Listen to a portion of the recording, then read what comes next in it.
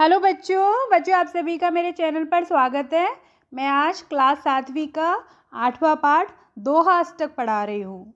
मैं आपको आज तुलसीदास जी के दोहे पढ़ा रही हूँ। तो चलो मैं शुरू करती हूँ।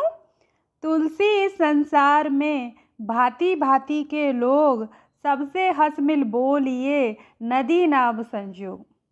मैं आपको पहले सरल अर्थ बताऊंगी और उसके बाद भावार्थ बताऊंगी। देखिए, तुलसी संसार में, तुलसीदास जी कहते हैं कि इस संसार में, इस दुनिया में भांति भांति के लोग, भांति भांति मतलब अलग अलग अलग अलग तरह के लोग रहते हैं।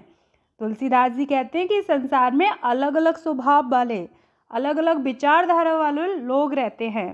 देखो बच्चों, जब आप घर से बाहर निकलते हो तो आप स्कूल जाते हो, कॉलेज जाते हो या फिर कहीं भी जाते हो, बाज़ार जाते हो, तो आपने देखा होगा आपको अलग अलग तरह के लोग मिलते हैं। कोई आपसे प्यार से बात करता है, कोई आपसे गुस्से से बात करता है, कोई आपकी तरफ घूरता है ना। अलग अलग तरह के लोग होते हैं ना। सबसे हंस मिल बोलिए। तुलसीदास जी कह रहे हैं कि सबसे हमें हंसकर बात करनी है, मिलकर रहना है। नदी नाव संजोग, अब इसी बात को उन्होंने एक एग्जाम्पल से समझाया है, उन्होंने एक उदाहरण से समझाया है। उन्होंने नदी और नाव का उदाहरण दिया है। तुलसीदास जी ने कहा है कि जिस प्रकार नाव नदी से सहयोग करके पार लग जाती है, उसी प्रकार हमें भी सभी के साथ अच्छे से व्यवहार करना है। इससे हम अब हमारे जीवन का आनंद ले सकते हैं। देखो बच्चों, ये जो हमारा मनुष्य जीवन है ना, वो हमें बहुत समय के बाद मिला है। तो हमें क्या करना है, इस जीवन का आनंद लेना है। उसके लिए हमें क्या करना है, हमें सभी के साथ मिल के रहना है। अब इसका भावार्थ देखिए। तुलसीदास जी कहते हैं कि इस संसार में अलग अलग तरह के लोग रहते हैं, हमें सबसे हंसकर मिलकर रहना चाहिए। जिस प्रकार नाव नदी से सहयोग करके पार लगती है, उसी प्रकार हम भी सभी के साथ अच्छा व्यवहार करके, मिलजुल कर रहकर, जीवन का आनंद लेकर संसार रूपी सागर को पार कर सकते हैं। अब आप दूसरा दोहा देखिए। तुलसी हाय गरीब की कबू न खाली जाए, मुए ढोर के चाम से लोह भस्म हो जाए। सबसे पहले शब्दार्थ देख लीजिए। मुए का मतलब होता है मरे हुए, और ढोर मतलब जानवर, चाम मतलब चमड़ा, और लोहो का मतलब लोहा, आयरन, भस्म मतलब राख। तो पहली पंक्ति देखिए, तुलसी हाय गरीब की।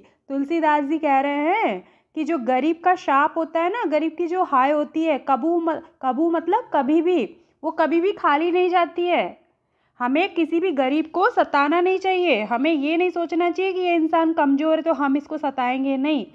क्योंकि हम सब ईश्वर की संतान हैं, हम सब बराबर हैं। इसलिए किसी भी गरीब को नहीं सताना चाहिए, क्योंकि जो उनका दिया गया शाप होता है ना, वो हमारे जीवन को बर्बाद कर देता है। अब इसी बात को उन्होंने एक उदाहरण से समझाया है। देखिए, मुए ढोर के चाम से, मुए मतलब मरे हुए, ढोर मतलब जानवर के, चाम मतलब चमड़ी से, लोहा भस्म हो जाए।